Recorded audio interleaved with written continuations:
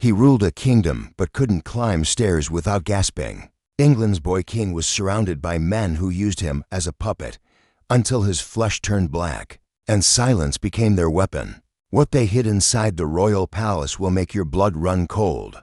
In the freezing dawn of February 1547, 9-year-old Edward Tudor stood beneath the vast stone arches of Westminster Abbey, his face pale beneath a crown too heavy for his thin frame. He was now Edward VI, son of Henry VIII, King of England and Ireland. The boy had inherited not just a kingdom, but a fractured nation, a legacy of religious chaos, and a blood-soaked throne. The velvet robes draped over his shoulders could not hide the truth. He was a child forced into a game built for wolves. The courtiers smiled and bowed, but their loyalty was not to him. It was to power, the kind that could be seized from a boy too young to wield it. Edward Seymour, his maternal uncle, declared himself Lord Protector, and quickly filled the palace with men loyal only to him. Parliament rubber-stamped the decision. The real King of England sat in council meetings with trembling hands, while others sharpened laws in his name. To the people, the boy was hope, a Protestant prince to finish what Henry had started. To the men in power, he was a shield, a smokescreen, the face of purity behind which they could push their own agendas. But behind the crown and the pageantry, Edward coughed until he bled. At first, they said it was a chill, something all boys suffered during the English winters. But the coughing worsened, his bones ached, his limbs weakened. He collapsed during sermons and could not finish his studies. His tutors grew alarmed, yet were silenced. Physicians were summoned in secret, but their treatments, leeches, potions, charms, only made him weaker. They feared naming it aloud, but the whispers began: consumption, the wasting sickness, the same slow killer that had devoured queens and peasants alike. Inside his own court, Edward became a ghost, watched, controlled, propped up when needed, hidden when not. Letters were intercepted, access was limited, his meals were monitored. Everything he did was recorded and revised to maintain the illusion of strength. And always, the cold returned to his fingers, to his spine, to his lips. He wrote in his diary less and less. When he did, the entries were clipped, mechanical, as though he were retreating into himself. Piece by piece, the boy king still signed royal edicts. He still blessed reform, but the sparkle in his eyes had vanished. In its place, fear, fatigue, and something else, a growing awareness that he was being used. He wasn't a sovereign. He was a sick child wearing a mask of majesty. By 13, his legs could no longer carry him down palace halls without pain. He wheezed after short walks. His food was tasteless. His sleep was broken by nightmares he dared not confess. His nurses noticed the smell, sweet, metallic, unnatural, a sign of the body turning against itself. His skin bruised at the lightest touch, but the machine of the court kept turning. His face was powdered, his garments pressed, and when needed, he was wheeled into rooms where foreign envoys and noble families bowed to a boy already half in the grave. The courtiers still called him Your Majesty, but they did not fear him. They feared what would happen if he died too soon. And die, they knew, he would. So they made a decision, one that would hide him from the world, silence the whispers, and prepare a place not for healing, but for vanishing. By the summer of 1552, the young king had disappeared from the public eye. Official announcements cited rest and recovery, but in truth, Edward had been quietly moved to Hampton Court Palace, a royal residence turned into a gilded quarantine. Its long corridors echoed with silence, no processions, no ceremonies, just whispers carried through cold stone walls and the occasional cough that reminded every servant. The king was dying. Windows were shuttered, rooms sealed, guards stationed. Access was granted only to physicians, scribes, and the most trusted. Members of his dwindling household, even his half-sisters, Mary and Elizabeth, were denied entry. Inside, the boy's condition worsened. He no longer left his bed without help. A waxy pallor replaced the flush of youth. He struggled to keep down food. Fever burned through his limbs like fire under glass, but the court remained silent. The outside world must not know. Those around him were sworn to secrecy. His sheets were changed in darkness. His chamber pot was emptied by men who were paid to forget what they saw. He was isolated not out of protection, but out of political necessity. A dying king sparked too many questions about succession, faith, and control. And those in power weren't ready for those answers. Edward's illness became more than a personal tragedy. It became a national crisis hidden beneath layers of velvet and lies. The Protestant reforms he had signed were unfinished. The Church of England, still young and fragile, lacked the iron hand needed to enforce its changes. His cousin, Lady Jane Grey, was being groomed in secret as a potential heir, but she had no army, no title, no support. Mary, his Catholic half-sister, was next in line by law, and her rise meant the reversal of everything Edward's advisors had fought for. So they erased him in stages. News from the palace was carefully managed. Paintings of the king were commissioned to show him healthy and strong. Even as his body betrayed him, royal proclamations were issued in his name, drafted by council members and signed by a trembling hand. When foreign dignitaries asked after the boy's health, they received letters full of cheerful deception. Meanwhile, behind locked doors, the king drifted in and out of lucidity. Sometimes he recognized his tutors, other times he spoke to shadows. He began to dictate prayers, long, rambling monologues to God and Christ, often in Latin, sometimes in delirious muttering. He wrote final messages in a trembling scrawl, letters that never reached their destinations. One was addressed to his sister Elizabeth, apologizing for not protecting her. Another, unfinished, simply read, I am, followed by an ink blot and a smear of blood.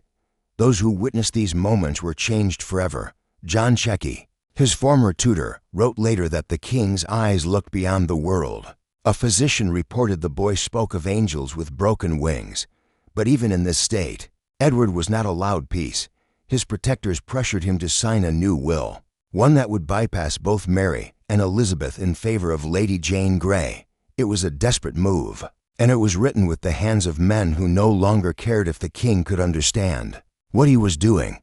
The boy's signature shook violently as he etched it in ink, coughing blood into his sleeve. When it was done, they praised his wisdom and retired from the room. They had what they needed, the illusion of royal consent. Now all that remained was to keep him breathing long enough to prepare for the handover. But Edward's breath was already shallow, his skin cold. He began to murmur about water, about drowning, about hands pulling him under. And as the days passed, Hampton Court no longer felt like a palace. It felt like a tomb waiting for its final occupant. Outside the palace gates, the image of Edward VI remained frozen in time. A pale but resolute boy king, devoted to reform, chosen by God. Inside, that image was crumbling. By early 1553, rumors began to leak. A foreign ambassador noted that the king had taken to his bed with a persistent illness. Another wrote that his appearance was unfit for public display. But the official line from the Privy Council was unchanged. The king was recovering, strong in spirit, soon to return. It was a lie, one they no longer told to protect him, but to protect themselves. England's nobility was restless. Whispers passed from manor to manor, chapel to chapel. The boy was fading. Who would rule next? Would it be Mary, the Catholic daughter of Catherine of Aragon, or Elizabeth, the daughter of Anne Boleyn, whose very birth had been declared illegitimate? Neither answer suited the Protestant power brokers who had spent years erasing the old faith from England's soul. So they created a new one, Lady Jane Grey, 16 years old, brilliant, obedient, and Protestant. She was a granddaughter of Henry VII and Edward's cousin. More importantly, she was malleable.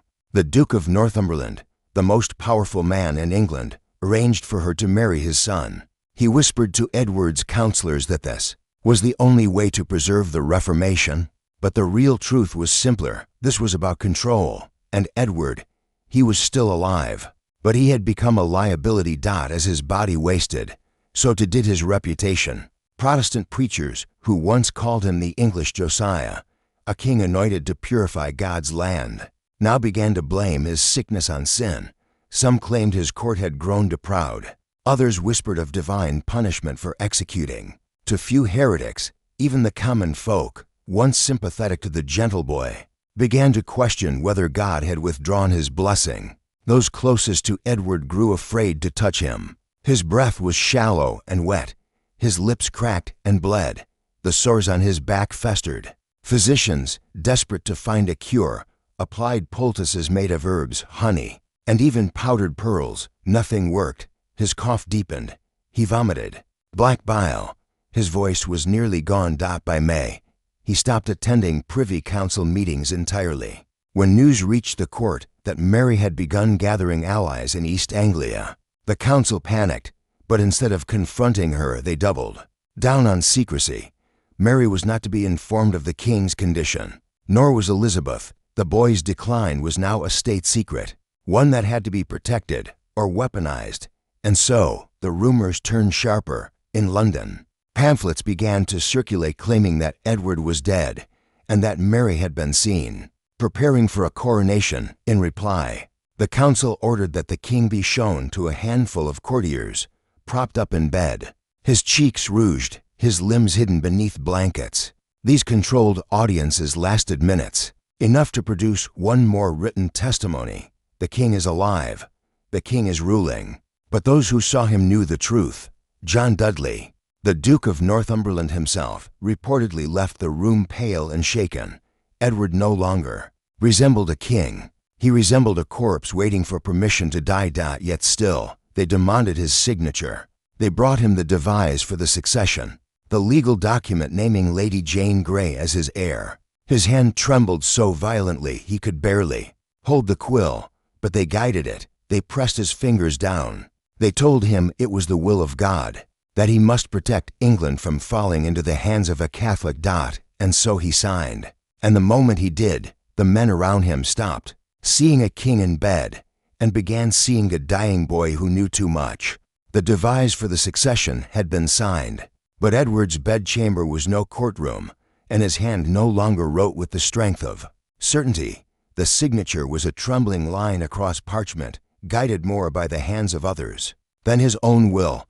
Yet this act, born of desperation and manipulation, would become the legal foundation for treason, rebellion, and bloodshed. It was not justice.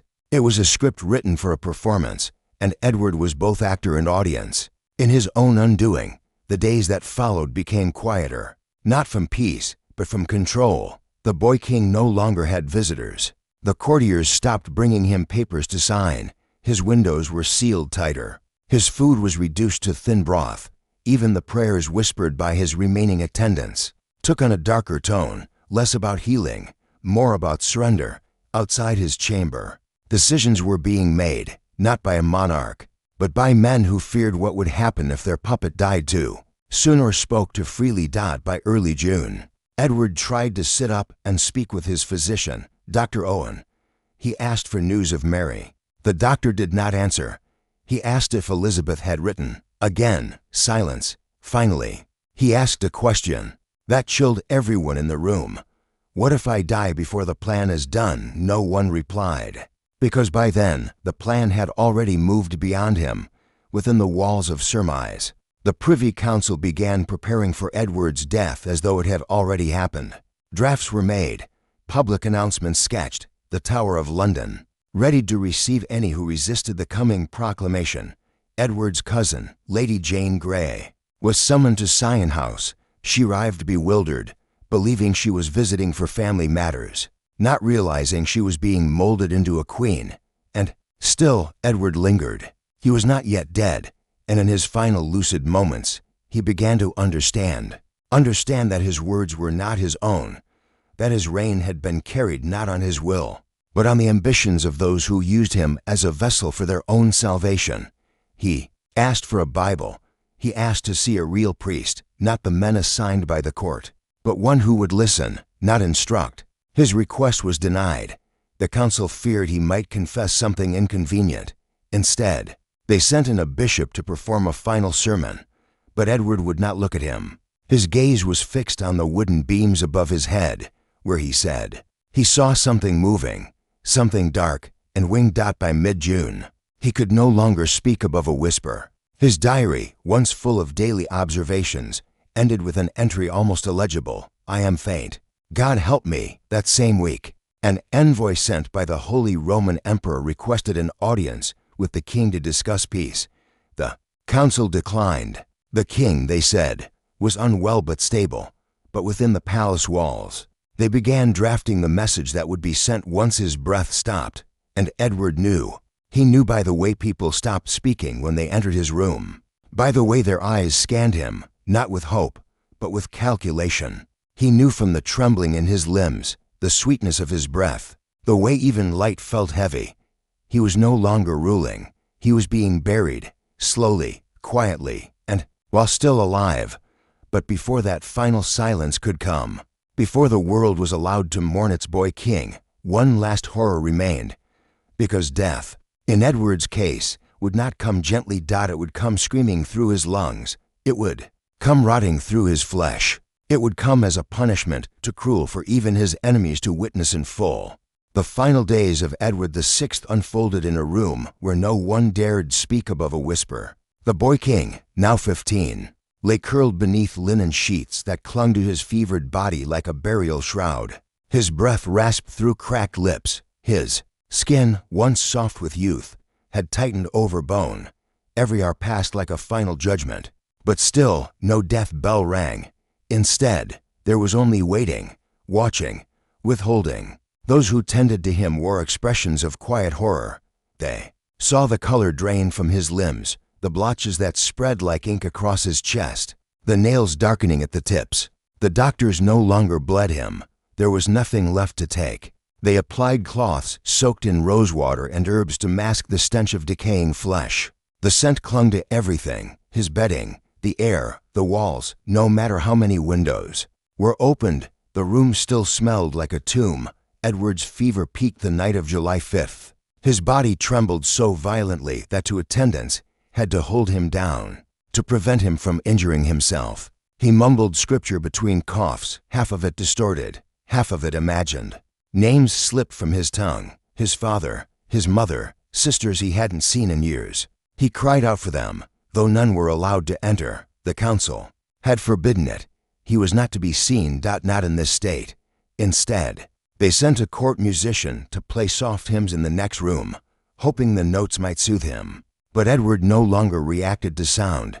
His eyes stared at the canopy above him, wide and unblinking. One nurse claimed she saw tears, not from pain, but from something deeper, recognition, the knowledge that he was dying alone. At some point in the early hours, Edward asked for writing tools. He could barely hold the quill, but he tried.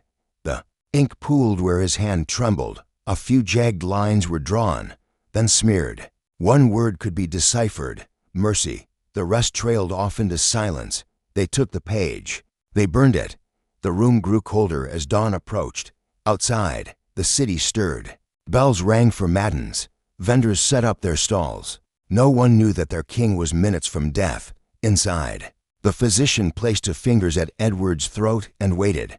Still a pulse, faint and fast. But his breathing was erratic now, a wet, gurgling rhythm, as though he were drowning from within. His lungs, ravaged by infection, could no longer keep up. At 6 o'clock, his limbs went stiff. His eyes flicked once toward the window, as if he were watching something pass by, something only he could see. Then, with one final gasp, the boy who had been born in triumph, raised in scripture, and crowned in golden promise, went still. No trumpets, no cries of mourning. Just silence. The room was emptied, the sheets removed, the body washed and wrapped. And while England's people ate their morning bread and prayed for their king's recovery, the palace moved to erase his final moments. His death would not be announced that day or the day after, because the council needed time. Time to prepare a new queen, time to reframe a narrative, time to rewrite the legacy of a child who had died before he could even become a man. But the body would not wait, and what it became, in the days that followed, was something they could no longer hide. Something foul, something grotesque, something that made even the most loyal turn their faces away. Edward VI was dead, but no bells tolled, no banners were lowered. The streets of London bustled as if the king still lived, because the truth was forbidden. The Privy Council sealed his chamber and gave strict orders: nothing leaves this room. For days, the boy's body remained untouched. The stifling July heat turned the royal apartments into a chamber of rot. By the second night, the stench had spread beyond the walls. Servants were told it was spoiled meat, an alibi that quickly wore thin. Linen stuffed under the doors did little to contain the odor. Even courtiers began to avoid the east wing of the palace. Whispers grew, not about illness, but something worse, something decaying. Edward's body, left to bake in its own fluids, was beginning to change. His face swelled, his lips blackened, his skin blistered. Still, the public was kept in the dark. The Privy Council worked feverishly to finalize the transfer of power to Lady Jane Grey. News had to be timed, perception had to be managed. Edward's death would not be a tragedy. It would be a transition, a clean passing of the torch to a Protestant successor. But behind the weight of order, panic crept in. When the council finally agreed it was time to move the body, it was too late for ceremony. The royal embalmers refused the task. The corpse was unstable, decomposing at an alarming rate. So a lower-ranking surgeon was pulled from his home in the middle of the night. He arrived to find the king's body unrecognizable. The boy's once delicate features now bloated and misshapen. The surgeon requested brandy-soaked cloth to slow the rot, but there was not enough. They wrapped the body hastily in waxed linen and stuffed the coffin with herbs. Not out of tradition, but to suppress the smell. The procession to Windsor was no state affair. It took place at night, under guarded escort, with no fanfare. The people of London slept as their monarch passed them by, not on a gilded carriage, but in a closed cart, veiled in shadow. Horses moved at a brisk pace, not for reverence, but because delay meant disaster. The summer air did not forgive. By the time they reached Windsor Castle, the odor had returned. Castle staff reported that the coffin leaked. The velvet covering was soaked through in places. No one dared open it. The Archbishop of Canterbury, Thomas Cranmer, was summoned. He wept upon learning the boy had died without last rites, but he dared not speak against the council. Not now. Not when so much depended on what came next. They dressed the viewing chamber in black cloth. No one entered. No one looked. Edward's body remained hidden, both from the public and from history. His death was reduced to a footnote, a closed door, a secret too ghastly to be shared. 3 days later, the council finally made the announcement. On July 10th, Lady Jane Grey was declared Queen of England. Her face appeared on proclamations. Coins were minted. The people were told their boy king had died peacefully, surrounded by grace, and that his cousin would continue his work. But Edward had died in pain, alone, and forgotten. Even as Jane stepped into the role of monarch, rumors spread through London of the king's closed casket, of the smell that lingered in surmise, of the sudden burial with no witnesses. The council silenced dissent, but the silence grew too loud to bear, because what they'd hidden beneath wax and cloth was more than just a body. It was the evidence of failure, a broken child who had carried the crown and then decayed beneath it. They buried Edward VI not as a sovereign, but as a secret. There was no royal parade, no grand eulogy, no mourning procession through the streets of London. His funeral took place nearly a month after his death, on August 8, 1553. By then, he had already vanished from the minds of many, replaced by the swift and violent chaos that followed his passing. Lady Jane Grey's reign had lasted 9 days. Mary, daughter of Catherine of Aragon, had risen with terrifying speed. Her supporters flooded London. The people, weary of lies and silences, turned on the council that had hidden Edward's death. They demanded truth. What they got was fire. As Mary marched to the throne, the council rushed to complete Edward's burial. They could no longer control the narrative, but they could at least bury the evidence. Windsor Castle's St. George's Chapel was chosen as the resting place, the same chapel where Henry VIII had been interred years earlier. But this time, there would be no grandeur, no choir, no public adoration, only a hastily prepared Protestant service led by Archbishop Cranmer, who himself stood on the edge of ruin.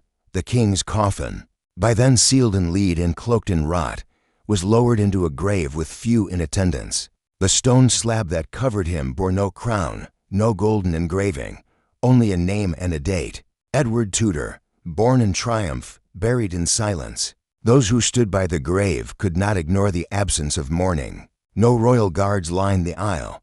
No noble women wept at the rail. His own sisters were not present. Elizabeth remained in seclusion, uncertain of her place. Mary had no interest in honoring the memory of a brother who had tried to erase her from the line of succession. As the prayers were read, those closest to Edward exchanged glances, not of grief, but of dread, because the kingdom had shifted. The Protestant boy was gone, the Catholic queen had returned, and with her came judgment. The very men who had guided Edward's final months, who had whispered the names and pressed the quills and hidden the truth, now found themselves prisoners. The Duke of Northumberland, who orchestrated Jane's rise, was arrested.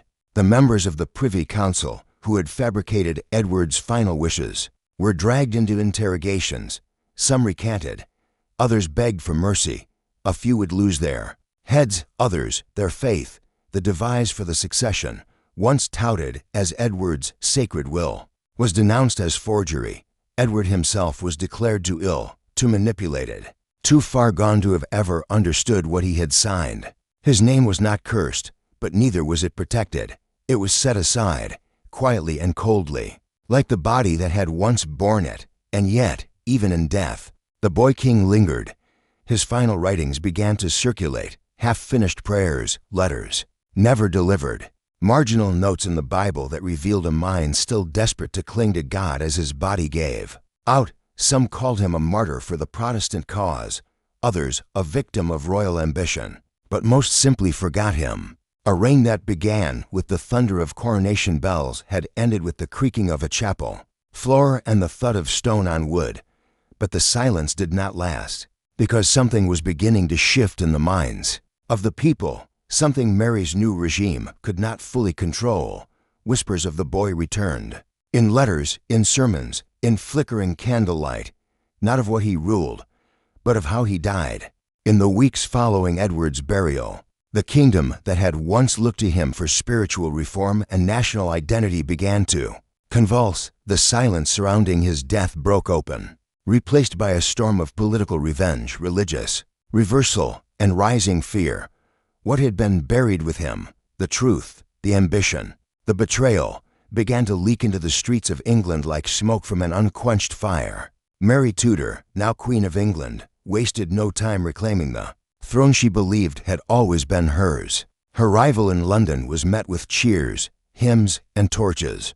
But behind the public displays of joy was a darker sentiment, a reckoning. Edward's device for the succession had not only defied Mary's legal right, it had attempted to erase her entirely. That made his legacy dangerous, even in death. The new queen ordered a purge of Edward's inner circle. The Duke of Northumberland was executed. Several members of the Privy Council were imprisoned, tortured, and interrogated. Archbishop Cranmer, the man who had guided Edward's religious reforms, was branded a heretic. His name, once whispered in reverence, was now cursed in Latin from pulpits across the land. Edward's religious policies were rapidly dismantled. The Book of Common Prayer was outlawed. Protestant bishops were removed or arrested. Latin Mass returned. Marian bishops ascended. In their place, bonfires were lit in town squares, not to warm the faithful, but to burn Edward's laws, his reforms, and the very texts he had spent his childhood defending. And still, the memory of the boy lingered. He had ruled too briefly to leave a legacy of law or conquest, but what he left behind was more dangerous. A martyr's image. Protestant sympathizers, driven underground, began to craft their own version of the king's life. Secret pamphlets circulated in Cambridge and Oxford. In them, Edward was no longer just a sick child. He was a prince cut down before completing God's work, a second Josiah, chosen to cleanse England, but struck down by illness and conspiracy. These stories didn't match the official records. They didn't mention the rot, the delirium, or the manipulated signatures. They didn't acknowledge the forged devise or the political theater that had surrounded his final months. Instead, they painted Edward as saintly, pure, blameless, visionary, a monarch who saw truth clearly and died defending it. This battle over memory grew fierce. Mary's government tried to suppress these accounts, ordering raids on printing houses and punishing those caught with illicit writings. But ideas, once loosed, are hard to cage. The more they tried to silence Edward's memory, the more fervently it spread among the Protestant underground. And not just among scholars. Among the common people, the poor, the tradesmen, the students. The tale of Edward's suffering and abandonment resonated. Mothers began naming their sons Edward again, not in honor of a king who ruled, but one who suffered. Preachers whispered his name at risk of arrest, and when the burnings began, the executions of Protestants under Mary's regime, Edward's image returned like a phantom. Waiting on the streets, people began to speak of signs, visions of a pale boy in white, dreams of a child coughing blood while angels wept. Even in the absence of portraits or prayers, Edward's story could not be buried. It had slipped beyond the reach of official history and into the realm of haunting. Because they had taken his crown, they had taken his body, but they had failed to erase the question he left behind, a question that now hovered like smoke in every chapel, every square, every quiet room where reform had once taken root. What kind of kingdom lets a child die just to keep control? Mary's England was not the same kingdom Edward had tried to shape. It was darker, bloodier, ruled by fear and flame. The Queen's reign brought with it an iron return to Catholic orthodoxy, and with it, a campaign of executions that would earn her a new name, Bloody Mary. But even as the fires consumed her enemies, something else stirred in the shadows. Not rebellion, not war. Memory. The ghost of the boy king refused to vanish. In court, Mary avoided speaking Edward's name. When she passed portraits of her half-brother, they were quietly removed. His documents were burned. His coins melted down. Statues and carvings were replaced with crucifixes and icons. But no matter how thoroughly she tried to cleanse him from the throne, he lingered, a silent rebuke in every whisper of reform, every hidden page of the outlawed prayer book, every act of quiet defiance by those who still called him God's chosen. He had been the king who ruled with words, not swords. His weapons were scripture, education, and conviction. And though he died with none of them intact, the echoes of his ideals could not be extinguished. Across the English countryside, reformist communities began using Edward's name as a code. He would not have allowed this, they said behind closed doors. He knew the truth. The Council of Mary began arresting men simply for invoking his name. Yet this only deepened the legend. Edward became less a memory and more a symbol.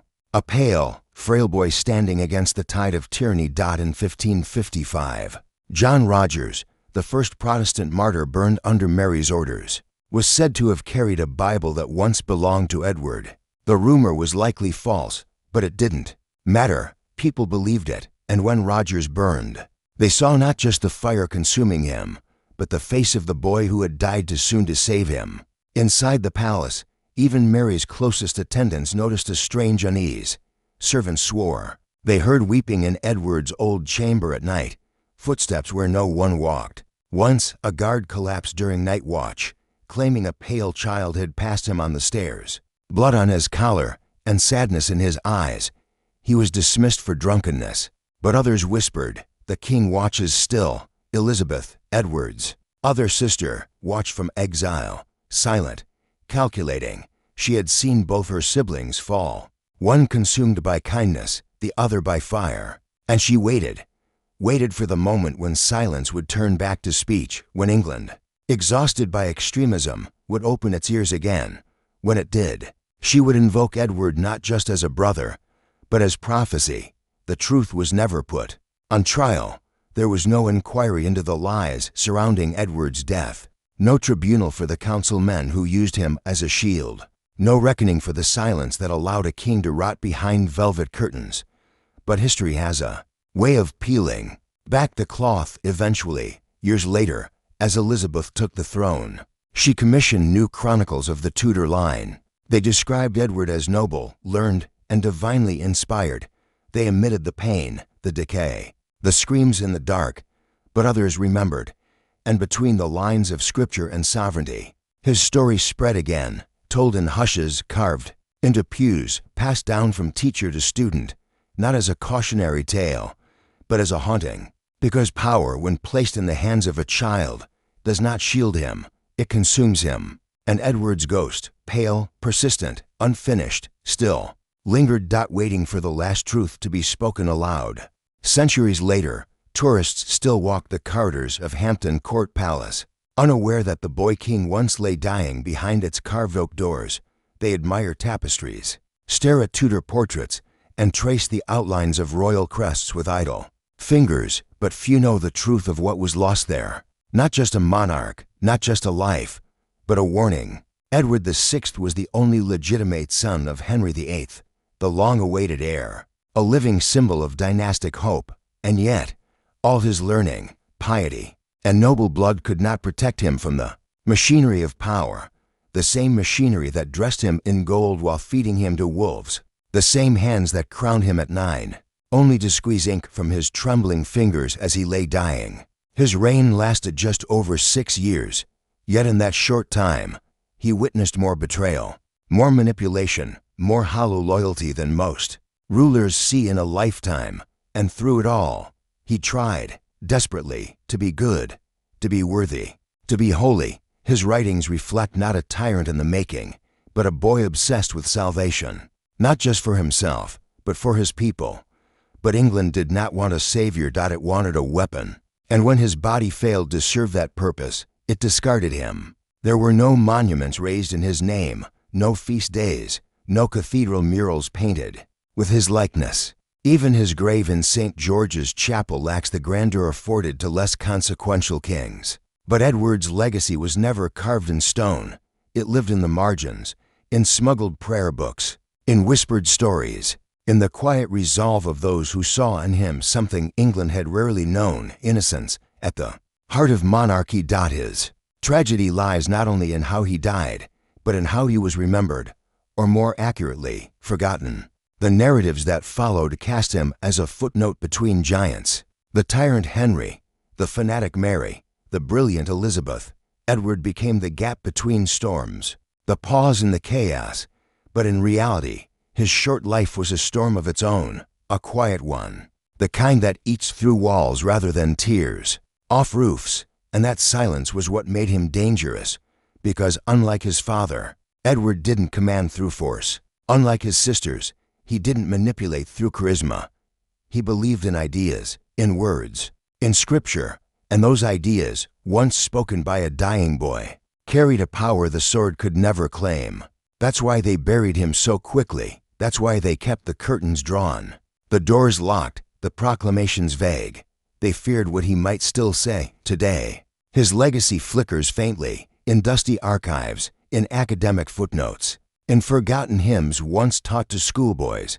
But every so often, it roars back, in times of unrest, in debates over power and faith, in the eyes of children asked to carry burdens too heavy for their age. And in those moments, Edward's story returns, not as history, but as mirror, because his life is not just about what was done to him. It's about what we allow to be done in the name of control. And as long as nations crown the young and silence the vulnerable, the ghost of Edward VI will remain, watching from the edge of the throne, asking, softly, persistently, if we remember how he died, and why no one stopped it.